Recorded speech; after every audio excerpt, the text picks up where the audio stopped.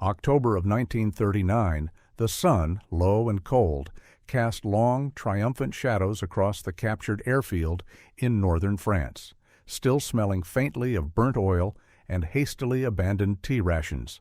Hauptmann Willy Schmidt, a man whose tailored uniform and confident stride embodied the Luftwaffe's brief, terrifying supremacy, leaned against the fuselage of his Messerschmitt 109, the very epitome of sleek, focused Teutonic engineering.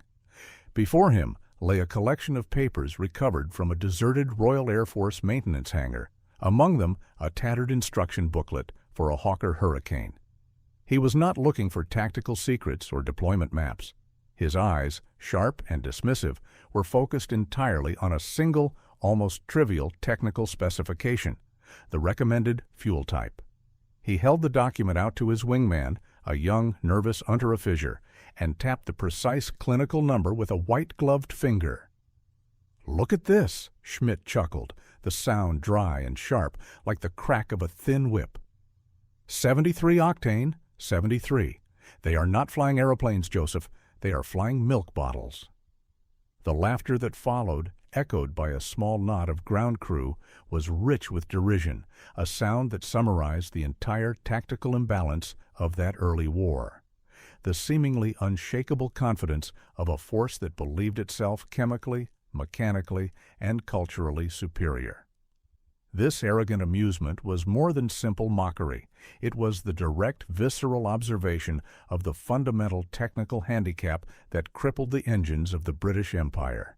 This paltry 73-octane rating was the hard, invisible ceiling on Allied air power, the chemical anchor that doomed their magnificent machines to Minderleistungsfähigkeit, inferior performance, before the first shot was fired.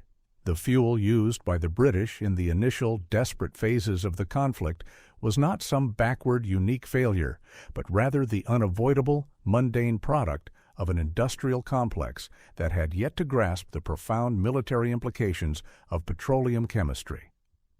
To the Royal Air Force, gasoline was simply a liquid to power an engine. To the rising generation of American, and ironically, even German chemists, it was a complex lattice of hydrocarbons, a challenge in molecular architecture, the low-octane fuel that flowed into the tanks of the early Spitfires and Hurricanes carried with it a fatal limitation: the inability to resist pre-ignition. When highly compressed in the cylinder, the fuel-air mixture would detonate prematurely, not burn smoothly, creating a violent shock wave known universally as engine knock. This knock was not merely a maintenance nuisance, it was a fundamental physical barrier to performance, for it absolutely dictated the maximum effective compression ratio, and, more critically for altitude, the maximum pressure that could be safely delivered by the supercharger.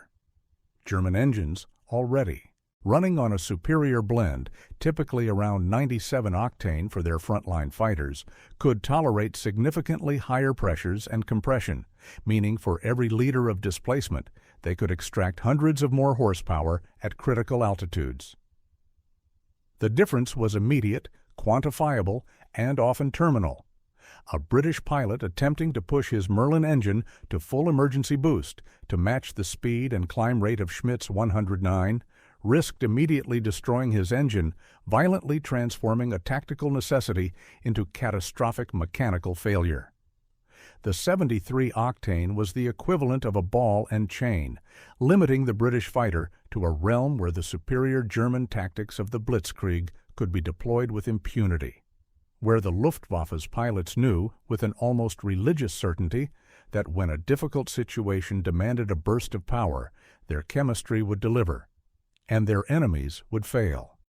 This immediate early war advantage was the result of two profoundly different industrial philosophies: the German approach, born of resource scarcity, and a doctrine of short, sharp victories focused intensely on initial qualitative excellence and highly focused technical design.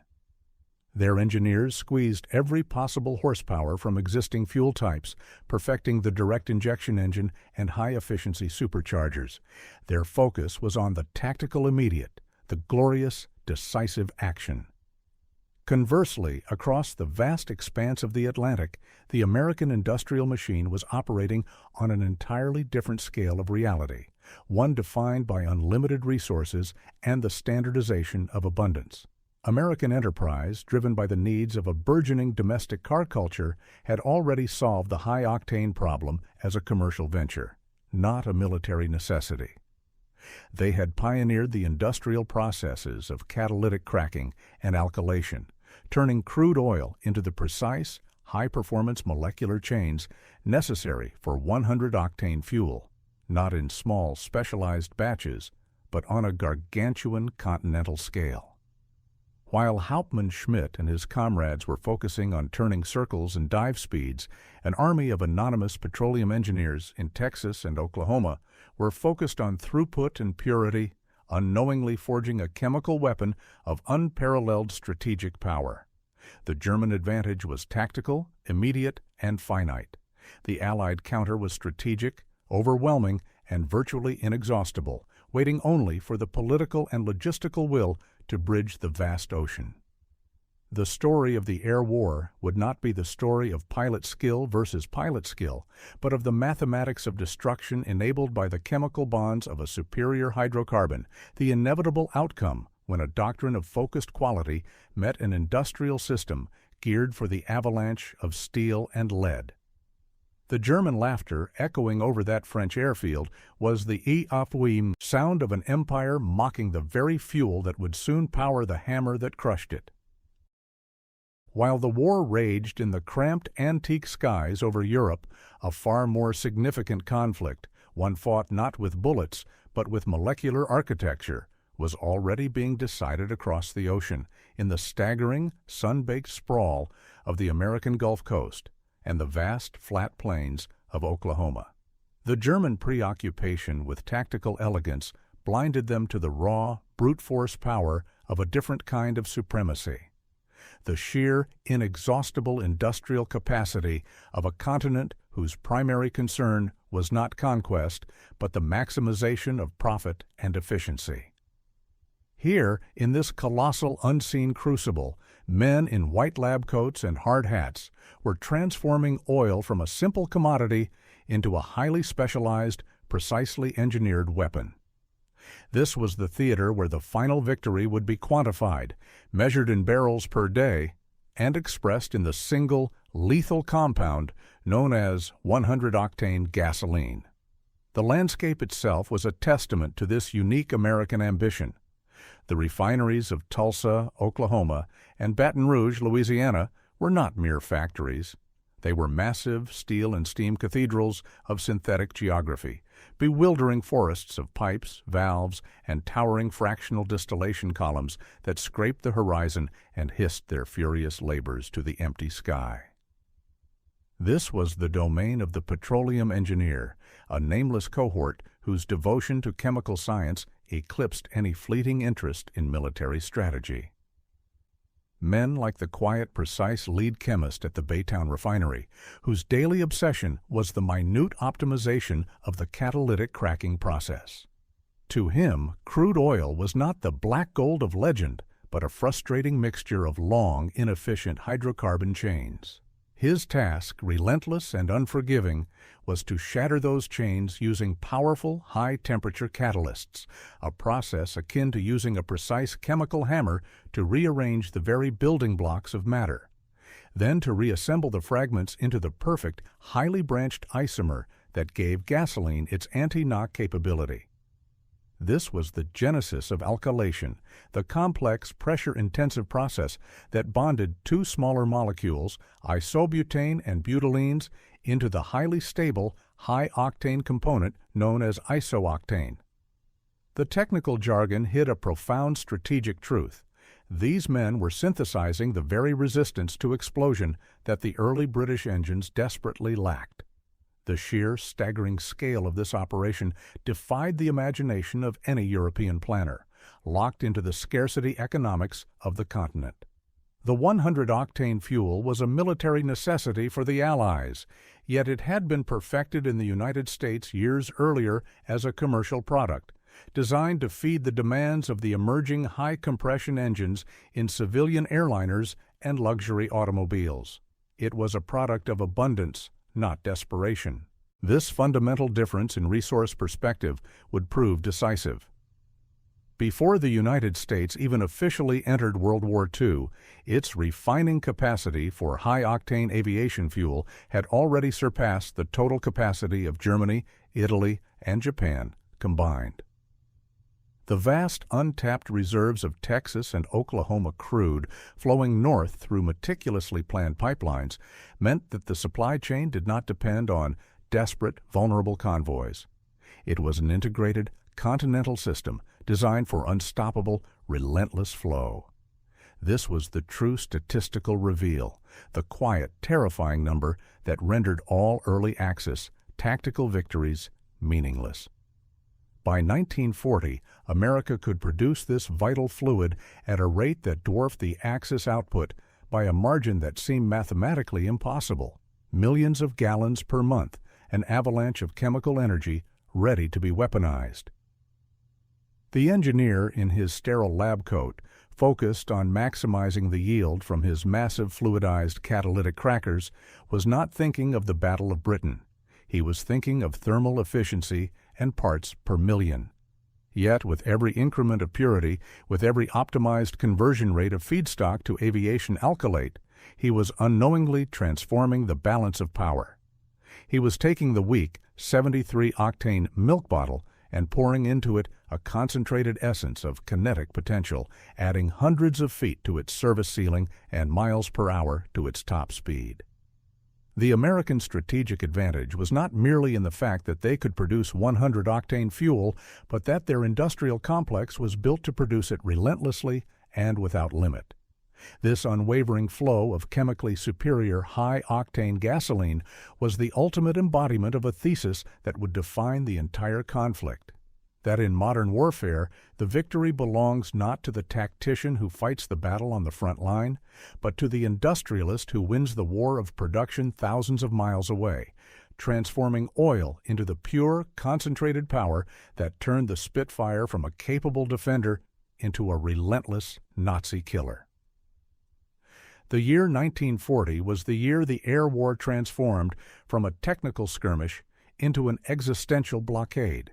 Above the green fields and coastal cliffs of England, the Battle of Britain raged as a desperate daily defense, yet the struggle was fundamentally unbalanced. The sleek, powerful Messerschmitt 109, running on its generous allotment of 97-octane fuel, retained a critical edge. Though the Spitfire and the Hurricane were miracles of aerodynamic design, their hearts, the mighty Rolls-Royce Merlin engines, were suffocated by the low-octane gasoline that was the very best their nation's depleted, vulnerable infrastructure could provide. The British pilots were fighting not only the numerically superior Luftwaffe, but also a crippling, invisible chemical handicap.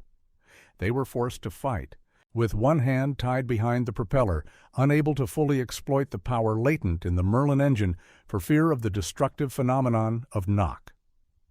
When a German ace like Adolf Galland needed an emergency burst of power to escape a pass or gain a final, lethal altitude advantage, his engine, fueled by superior chemistry, would deliver. The British pilot, attempting the same maneuver with his 73-octane blend, risked the immediate, violent self-destruction of his machine. The performance gap was a chasm measured in hundreds of feet per minute of climb and crucial miles per hour of speed. The difference between life and a flaming descent. It was in this crucible of operational peril that the true strategic power of the American industrial machine was finally brought to bear. The engineers in Tulsa and Baton Rouge had built the capacity. It now required the iron will of statesmen to channel that avalanche of chemical energy across the U-boat-infested Atlantic. The political pivot point, the moment the war of logistics was irrevocably won, was the Lend-Lease Act of March 1941. This was not merely an agreement to send arms, tanks, and ships. It was a commitment to export the very essence of American industrial supremacy, symbolized most potently by the virtually unlimited supply of 100-octane aviation fuel. President Franklin Roosevelt's decision transformed the American Gulf Coast refineries into a strategic reserve for the British Empire, promising a continuous, inexhaustible flow of the one thing Germany could not synthesize or seize. It was a deal for desert gold, the refined, concentrated power of Texas crude traded for the continued survival of a free Europe. The arrival of the high-octane fuel was not just an improvement, it was a chemical revolution for the Rolls-Royce Merlin engine. The fuel tank of the Spitfire was suddenly transformed, no longer a simple container for liquid, but a portable vault of latent kinetic energy waiting to be unlocked. With the resilience of 100-octane resisting the fatal pre-ignition, Rolls-Royce engineers could safely authorize massive, immediate increases in maximum manifold pressure, pushing the supercharger to previously unthinkable limits. This was the moment the numbers became lethal. The safe operational boost pressure, the measure of how much air-fuel mixture the supercharger could force into the engine cylinders, jumped instantaneously from 7 to 9 pounds per square inch to as much as 12 or 16 pounds of boost for short critical emergency periods. That seemingly modest 8-point octane jump translated directly into an instantaneous gain of hundreds of horsepower at the 20,000-foot ceiling, precisely where the most decisive combat took place. It was a thermodynamic advantage that defied human skill, a mechanical cheat code written in the language of molecular structure. The difference was not subtle. A British pilot, facing a superior German fighter, could suddenly hit the emergency setting and feel the engine surge with a terrifying, controlled violence. The feeling of being strapped to a locomotive that could momentarily defy the physics of the chase. This was not the timid, knocking power of the past. This was unleashed potential. The Spitfire, once structurally limited by its fuel, now became the ultimate realization of its design, capable of climbing faster and retaining its speed longer, erasing the tactical advantage that had previously given the Luftwaffe the initiative. The transfer of this strategic reserve fundamentally altered the mathematics of the turning circle and the altitude fight. It meant that for the first time the Allied pilot could reliably choose the moment of engagement or disengagement. The 100-octane fuel was the silent, unseen co-pilot, delivering a tactical supremacy that would soon transition from merely defensive capability to the engine of an unstoppable, offensive avalanche of steel and lead across the entire continent. The Battle of Britain was survived on guts and radar, but it was won decisively and permanently in the polymerization chambers of the American Gulf Coast. The signal was the same as 1,000 scrambles before, a harsh, buzzing insistence slicing through the tense silence of the dispersal hut. Scramble, scramble, bandits at 20,000, angels 30. But for the pilots of 610 Squadron gathered on the tarmac of Biggin Hill in the late spring of 1942, everything had irrevocably changed. The enemy was still the ubiquitous Messerschmitt 109, the stakes still the survival of the island, yet the machines they strapped themselves into were fundamentally, chemically different from the ones they had flown just months prior. This was the moment the strategic reserve forged in the American Gulf Coast met the tactical reality of the English sky, the baptism by fire of the Spitfire Mark IX, a machine whose very existence was predicated upon the high-octane flow. The transition was not merely a matter of filling the tanks, it was a deep technical redesign of the engine that consumed the fuel.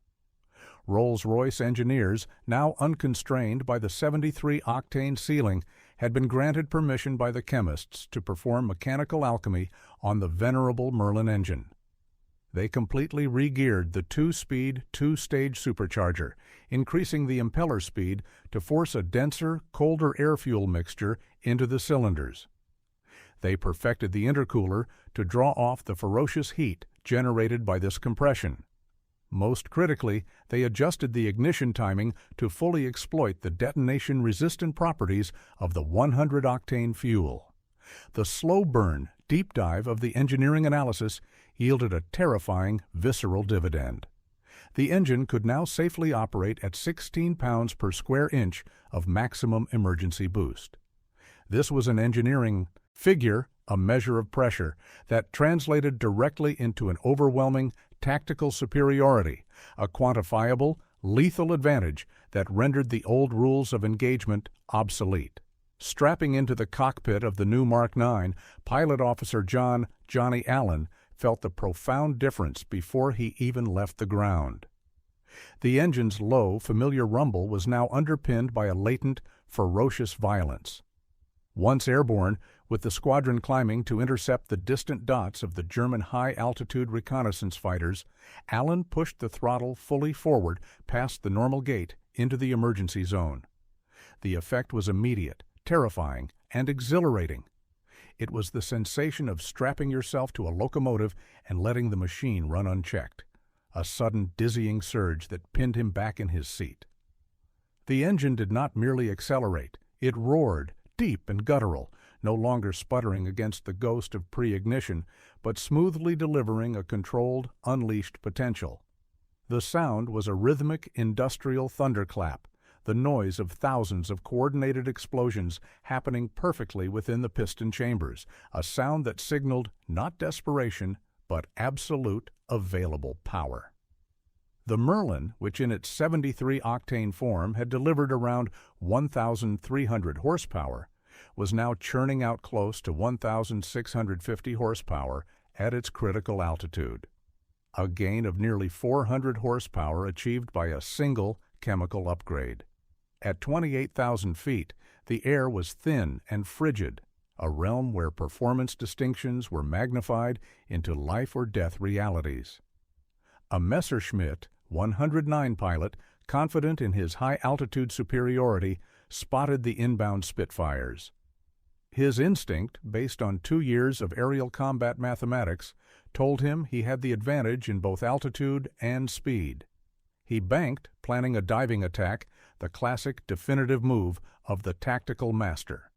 But as he executed his turn, the laws of physics, as he knew them, ceased to apply.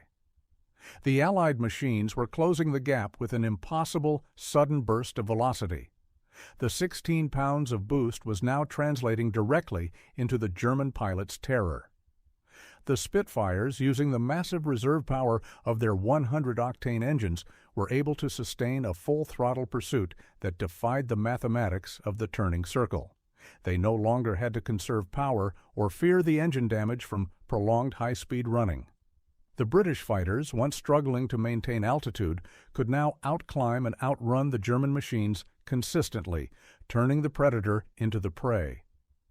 As Johnny Allen pulled into a near-vertical climb, his vision grayed for a moment from the G-forces, but the Merlin held, the power smooth and constant. He saw the Messerschmitt, a fleeting image of panic, attempt a desperate, high-speed evasion.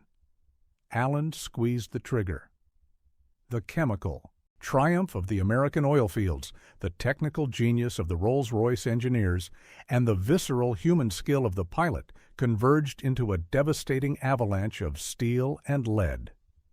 The German machine, moments earlier a symbol of tactical supremacy, dissolved into a plume of black smoke, a final somber confirmation that the rules of the air war had been permanently rewritten, not by a new design, but by a superior grade of fuel.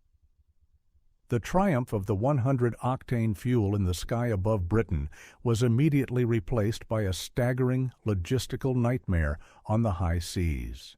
The American chemists had solved the problem of power.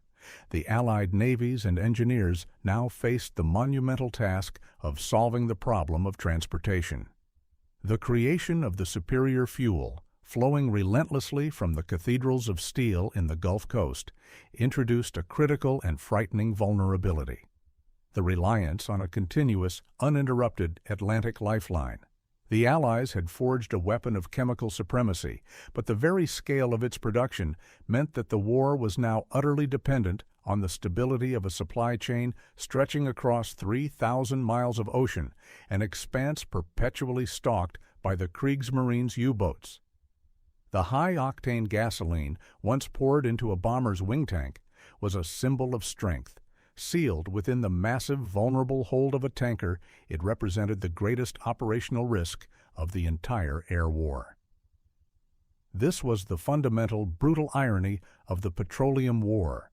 The very abundance of American production created a critical exposure, transforming an industrial miracle into a naval gamble. A single tanker sunk did not merely mean the loss of oil. It meant the immediate, quantifiable loss of compressed air superiority, a direct amputation of the fighter's range and the bomber's payload. To sustain the now unthinkable consumption rate of the air forces, the Allies had to perform an industrial miracle at sea. The development and mass production of the Tide-class tankers and the now legendary T-2 tankers were as crucial as the P-51's design. These were not luxury liners or warships. They were purpose-built, massive, floating pipelines designed to move not thousands, but millions of gallons in a single crossing, pushing the boundaries of maritime logistics. Consider the sheer statistical scale of the demand. To maintain the operational readiness of Fighter Command and later the growing insatiable hunger of the 8th Air Force for its massive daylight bombing campaign, the Allies required, at peak, upwards of 5 million gallons of aviation fuel per day crossing the Atlantic.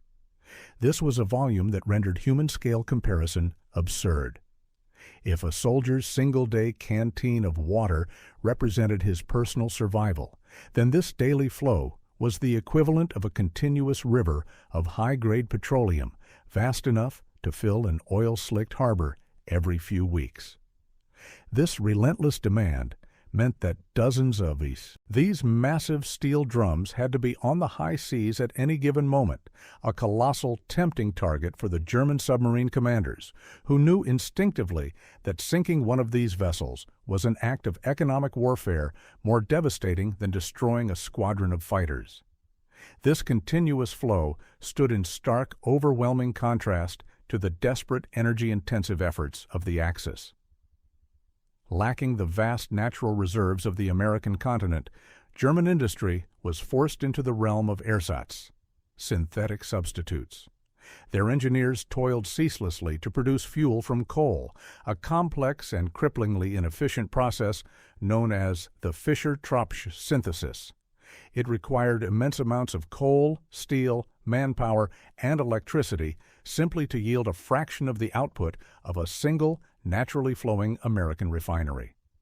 Not only was the German process wildly energy-intensive, but the resulting synthetic fuel was inherently inferior, often contaminated, and almost universally incapable of achieving the 100-octane rating. Their most advanced engines were perpetually constrained by chemistry, while the Allies were swimming in an oil so pure and powerful it was almost being used for waste. The statistical reveal of this contrast was the ultimate expression of industrial warfare. For every barrel of inferior synthetic fuel the Axis struggled to produce, often at a catastrophic cost in human labor and industrial resources, the Allies were pumping, refining, and shipping dozens of barrels of the chemically superior product, the pure, concentrated essence of Texas. The American system was built on the effortless, high-quality flow from natural reserves, a continuous, optimized process that required less energy to extract, refine, and transport the product than the German system required, merely to synthesize a low-quality equivalent. The Atlantic lifeline, vulnerable as it was, became the single most important conveyor belt of the war, transferring the industrial capacity of one nation into the unleashed potential of another's air force. The phantom gallon, the measure of fuel waiting silently in a T-2 tanker's hold, became the true strategic gauge of the Allied air superiority, a reminder that the war was fundamentally a battle won by the logistics of abundance over the desperation of scarcity. The victory in the Battle of Britain was a testament to the 100-octane fuel's ability to win a defensive struggle, transforming the beleaguered Spitfire into a local champion. But the true devastating purpose of the relentless flow of high-octane essence of Texas was yet to be realized. The war now entered its next inevitable phase, the transition from defense to relentless, deep offense, the systematic deconstruction of the German industrial heartland by American heavy bombers. This required not merely superior speed or altitude, but a radical reimagining of the mathematics of destruction, where the critical factor was no longer speed, but range. The bomber streams of the 8th Air Force were the industrial hammer, but without a dedicated long-range escort, they were merely meat for the slaughter, forced to turn back at the limit of their shorter-ranged escorts, exposing the core of the attack to the German expertise. The solution was found in the perfect lethal symmetry of the North American P-51 Mustang, paired with the Packard-built Merlin engine, a machine that was chemically engineered for continental penetration. The P-51, initially handicapped by a mediocre American engine, was a machine of perfect aerodynamic grace that lacked the necessary heart until the British-designed, American-manufactured Merlin was installed. But the Merlin alone was insufficient. Its legendary power was nothing without the fuel that maximized its efficiency. The 100-octane gasoline became the enabling agent for an aerodynamic impossibility. Its superior chemical stability meant that the engine could operate at higher compression ratios and leaner mixtures without risking destructive pre-ignition. This single, critical fact translated into miles per gallon, the ratio of power extracted to fuel consumed that were far superior to anything the Germans could achieve with their lower-octane synthetic blends. This enhanced thermal efficiency was not merely a desirable feature, it was the foundation of the Mustang's strategic destiny. It allowed the machine to carry vast quantities of fuel, stored not only in conventional wing tanks, but also in the large self-sealing fuselage tank directly behind the pilot, without the weight penalty utterly crippling its performance. The fuel dictated the range, and the range dictated the target list, opening up crucial industrial nodes like Schweinfurt and Regensburg to sustained daylight attack. Major Klaus Richter, a veteran expertise with 60 kills to his name, embodied the arrogant confidence of the Luftwaffe's mid-war advantage. He had previously dismissed the early American fighters, the Thunderbolts and Lightnings, as corpulent and clumsy, predictable machines that, for all their guns, were forced to turn back like obedient children at the edge of the Reich. Now, flying his Messerschmitt 109 over the immense grim spectacle of the bomber stream heading for the critical ball-bearing factories near Schweinfurt, he prepared for the routine slaughter he had come to expect after the American escorts departed. He watched, calculating his approach, anticipating the moment the short-legged escorts would abandon their charges. That moment never came. The P-51s, sleek and gleaming, were not only with the bombers at the traditional turnback point, but they remained, hour after brutal hour, deep into German airspace. Richter felt a sudden, profound fear, a chilling sensation that defied his training and experience. The laws of aerial combat, the mathematics of energy and endurance, dictated that these fighters should have been running on fumes, their pilots desperate to find a friendly field. Yet they were aggressive, fast, and, most terrifyingly, they were still there.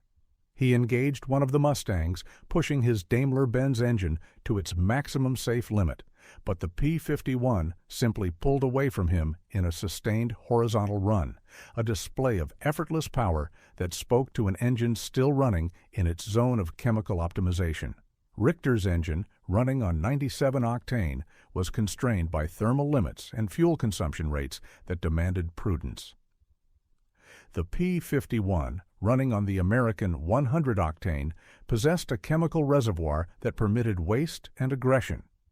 The Mustang could fly 600 miles further than its Axis counterpart for the same expenditure of effort, translating every gram of fuel into maximum possible forward thrust. This was the final devastating transformation of the air war. The Luftwaffe was now facing an enemy that was not only chemically superior, but whose superiority was deployed at extreme range, dismantling the entire defensive strategy of the Reich. The high-altitude, long-range fighter, powered by the continuous flow of high-octane chemistry, meant that no target was safe, no industrial complex untouchable. The Mustang, propelled by the concentrated essence of Texas crude, was the ultimate manifestation of the industrial supremacy narrative, delivering the avalanche of steel and lead directly onto the German assembly lines. The mathematics of destruction had been solved not by tactical genius, but by an unwavering commitment to superior hydrocarbon chemistry that dictated the strategic map of Europe. The transformation was now complete. The defensive struggle over the English Channel had escalated into an aerial siege of continental proportions, an operation driven not by human fury, but by the relentless geometric increase in American industrial capacity. The year 1944 saw the skies over Germany transformed into a vast industrial conveyor belt of destruction, a chilling spectacle of mechanical inevitability known as the Daylight Bombing Campaign. This was the ultimate expression of the 100-octane fuel's strategic purpose: to deliver the avalanche of steel and lead deep into the enemy's heartland, ensuring the Flying Fortress and the Liberator could reach their targets, drop their payloads with precision, and, critically, return home. The fuel was their lifeblood, the single most essential fluid ensuring the delivery of the punishment. The pacing now accelerated to a dizzying, rhythmic tempo, the roar of thousands of engines, the clang of bomb bay doors, the constant furious activity of an operational system designed to achieve the maximum possible throughput of violence. On days that would become known simply as the 20,000-plane days, the American 8th and 15th Air Forces, together with their British counterparts, marshaled a colossal force. The sight was overwhelming, formation after formation, stretching from horizon to horizon, a mechanical locust swarm whose very existence was predicated entirely on the smooth, unending flow of fuel from America's Gulf Coast. Every single machine, from the smallest P-51 escort to the most massive B-17, was a complex multi-ton calculation of hydrocarbon energy. The statistical reveal of the consumption rate transcends normal comprehension. Consider a single B-17 crew member, a turret gunner. His operational reality was focused on the immediate, terrifying exchange of fire. He knew his plane was armed with approximately 3,400 rounds of .50 caliber ammunition, a destructive weight of steel and lead engineered to shatter attacking fighters. Yet, to deliver this local human-scale violence, his aircraft's 4 Wright Cyclone engines, fueled exclusively by 100-octane, consumed upwards of 500 gallons of gasoline per hour during the cruise phase, translating to thousands of gallons per sortie. The Liberator, with its greater range and payload, demanded even more. Multiply that single aircraft's consumption by the 2,700 or more heavy bombers that often flew in the largest raids, and the scale of the commitment becomes a terrifying, inescapable number. This immense daily consumption, not just of fuel but of bombs, ordnance, food rations, and human energy, was the overwhelming production of the entire industrial complex reduced to a single, tactical column of smoke on the distant horizon. The 100-octane fuel ensured the 4 engines of the bomber ran at their chemically optimized power settings, allowing the heavily laden aircraft to achieve the critical high altitudes necessary to evade lighter flak and ice-up conditions.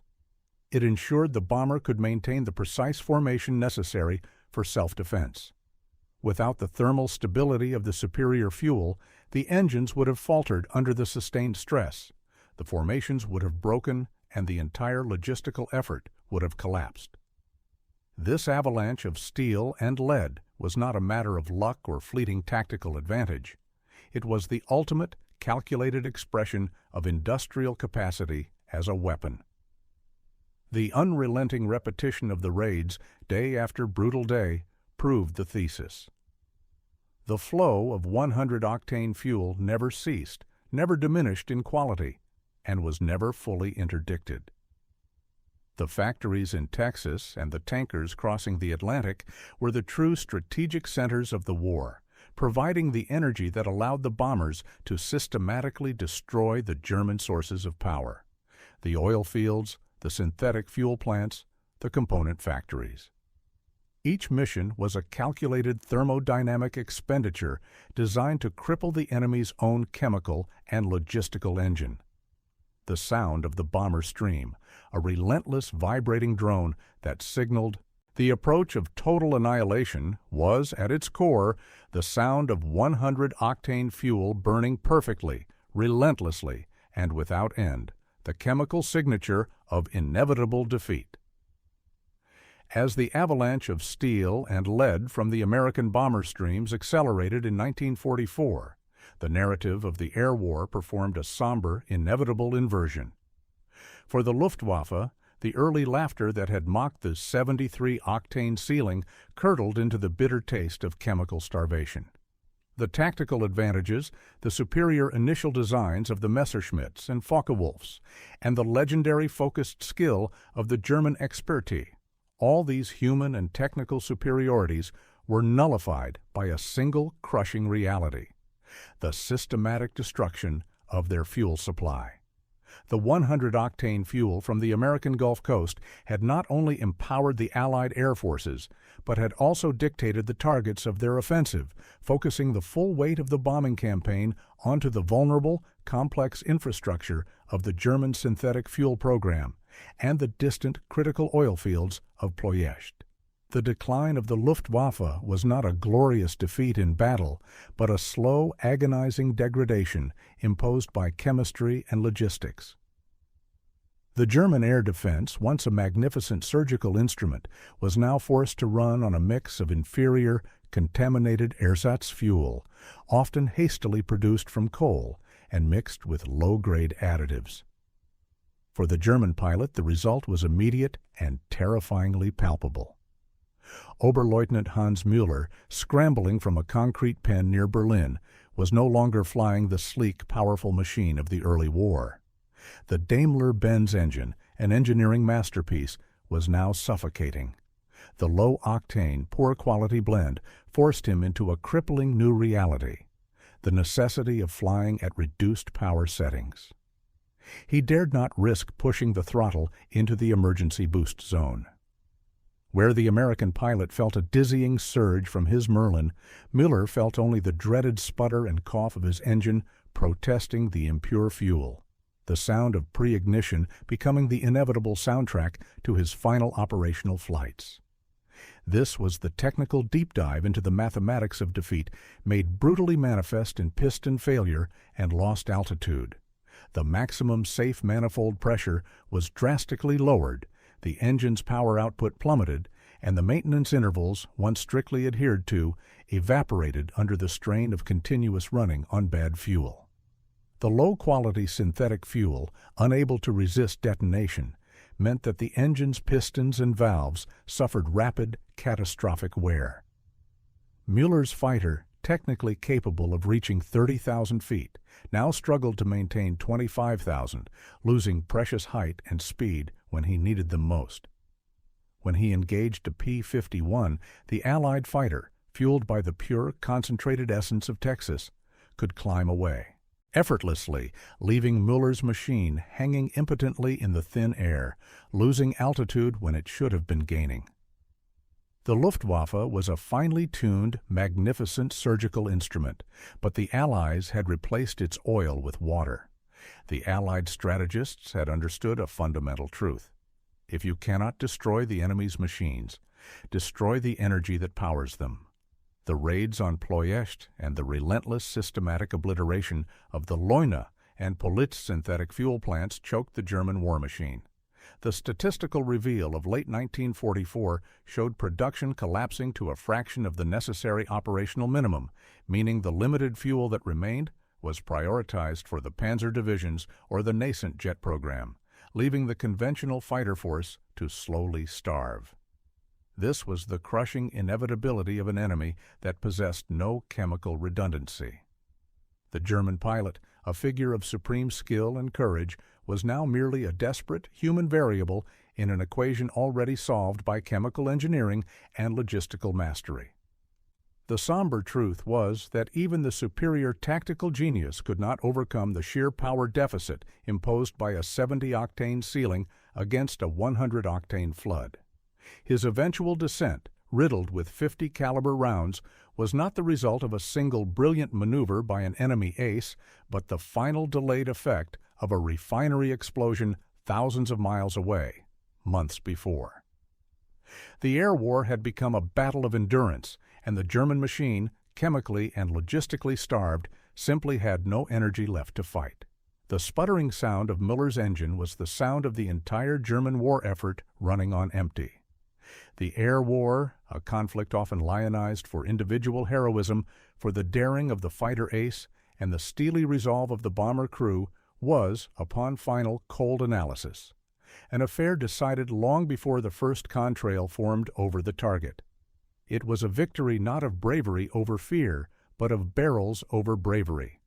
A triumph of chemistry, logistics, and, above all else, unlimited industrial capacity. The narrative of supremacy, woven through the desperate early defenses and the final relentless offensives, synthesizes into a single, unassailable thesis. The war was not won over the beaches of Normandy or the deserts of North Africa, but in the piping and polymerization chambers of the American Gulf Coast. The destiny of the European continent was determined by the flow rates of a fluid that resisted detonation, the 100-octane gasoline. The final overwhelming data renders all tactical analysis secondary. The United States, the ultimate expression of that industrial capacity, began the war with a production advantage that only widened into an absolute chasm. Over the entire course of the conflict, the Allied nations, primarily the United States, produced a colossal, staggering volume of high-octane aviation fuel, a number that defies human comprehension, approximately 1.8 billion barrels of high-test gasoline. This was the chemical reservoir that fueled the avalanche of steel and lead, empowering every Spitfire, every Mustang, every Flying Fortress that flew. Contrast this number with the meager, desperate production of the Axis. Germany, utilizing its energy-intensive ersatz synthetic fuel plants, and Italy and Japan, dependent on vulnerable, distant natural reserves, managed to produce only a tiny, crippling fraction of that total. A mere 65 million barrels over the same period, often of a quality so inferior it crippled their finest engines. This vast disparity translated directly, mathematically, into the sortie rates, the measure of missions flown, that decided the war's trajectory. The Allied air forces could and did fly continuously, fielding thousands of aircraft per day across multiple fronts, executing a strategy based on the principle of continuous saturation. The fuel supply was so robust that operational downtime was driven only by maintenance and weather, never by a lack of propellant. The direct correlation was absolute. When the supply of 100-octane fuel flowed freely, the number of missions soared, and the enemy's logistical and industrial targets were obliterated. Conversely, the catastrophic decline in German fuel production in 1944 led to the paralysis of the Luftwaffe, plummeting their operational sortie rate to a negligible figure. Their planes sat grounded, their pilots untrained and idle, victims of chemical starvation. The ultimate crushing irony of the petroleum war lies in the Allied ability to afford waste. The Americans were so awash in this superior fuel that they could employ it with a strategic extravagance that was psychologically devastating to the resource-starved enemy. Long-range escort fighters, the deadly P-51s, often flew beyond the point of engagement, circling the bomber stream with tanks still half full, demonstrating an unlimited resource that utterly demoralized the German defenders. These non-essential burn-offs, this display of effortless perpetual motion, communicated a reality more terrifying than any bomb. We have so much more of this than you do, we can afford to throw it away. This was a psychological warfare tactic that reduced the entire German strategic calculus to despair. The German expertise knew profoundly that for every gallon he desperately conserved, the Americans were burning 10 just to prove a point. The entire conflict, from the dogfights over Britain to the final relentless bomber streams over Berlin, was an exercise in hydrocarbon asymmetry. The unleashed potential of Allied engines, driven by the chemically superior fuel, proved that in modern warfare, the most critical front is often the factory floor, the refinery, and the shipping lane. The final silent number that encapsulates the entire narrative is not the body count nor the bomb tonnage, but the massive, unbridgeable gap between 1.8 billion barrels and a struggling fraction of that. The victory was a technical inevitability, a profound and undeniable consequence of superior petroleum engineering asserting its total dominance over the battlefield. The 100-octane fuel was the engine of supremacy, and its relentless, unceasing flow wrote the final sentence of the European conflict. The thunder of the last piston engine had faded, replaced by the profound, chilling silence of peace. Yet the lessons learned in the War of the Fuels were not consigned to history. They became the blueprint for a new industrial world order. The victory over the Axis powers was achieved through the relentless application of superior force, and the 100-octane triumph proved, with undeniable chemical certitude, that military and economic supremacy in the modern age would forever be measured in terms of energy density and logistical throughput. The technology of the high-compression engine, once the decisive weapon of the air war, was immediately and seamlessly integrated into the next great leap in military power, the jet age.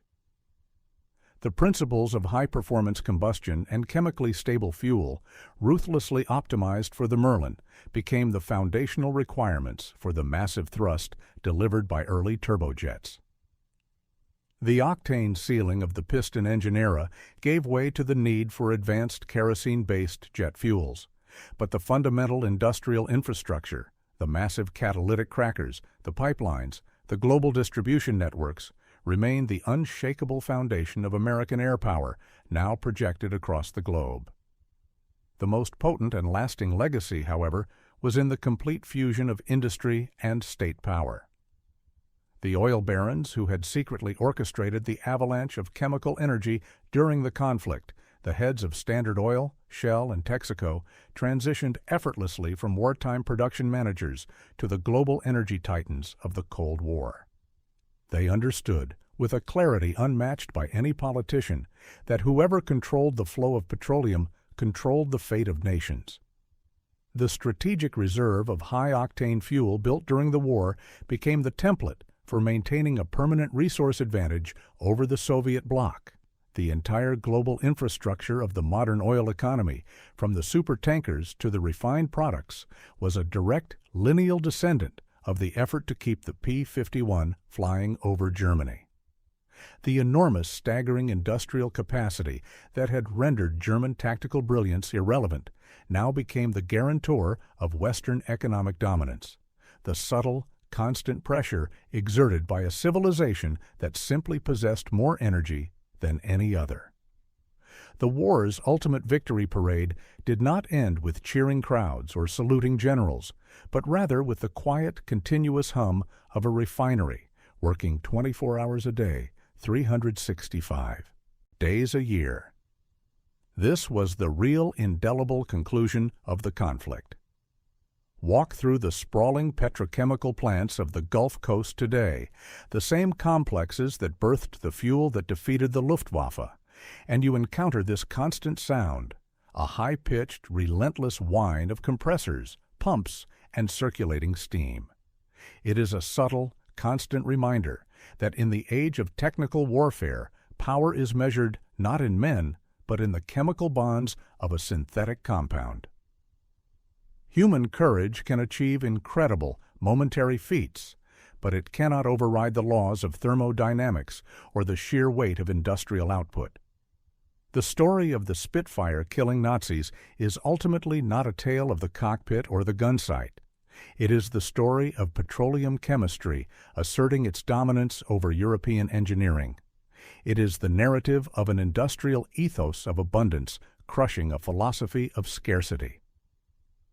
The German engineers could design a more elegant fighter, but the American chemists could deliver a fuel that allowed an American-built engine to extract 300 horsepower more from the same displacement.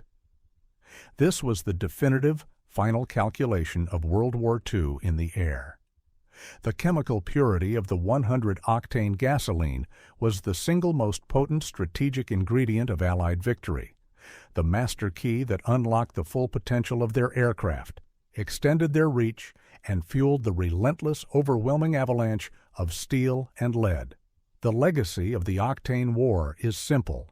The blueprint for the entire modern world is written in the flow rates of a fluid that resists detonation, ensuring that industrial strength, when leveraged with chemical and logistical mastery, remains the most formidable weapon ever conceived.